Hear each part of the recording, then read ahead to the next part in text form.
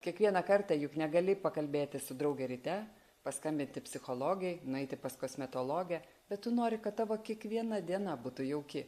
Vadinasi, tavo ryto rutina turi būti sudaryta iš ypatingų, jaukių japoniškų produktų. Kiekvienam žingsnėje tu turi po mažą magic japonišką dalyką, kuris leidžia tau pasijausti jaukiai. Kaip gimė naujasis Beža Home?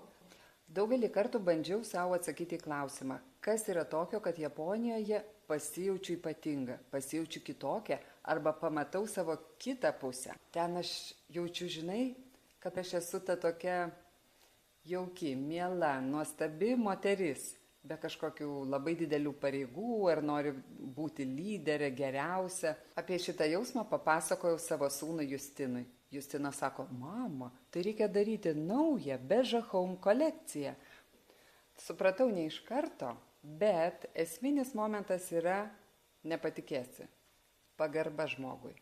Nuo iki pagarba žmogui, kuriant produktą, organizuojant jo buitį namuose, kad kiekvienas daiktas būtų toks jaukus ir tavo rutiną paverstų tokia magic. Kodėl jie?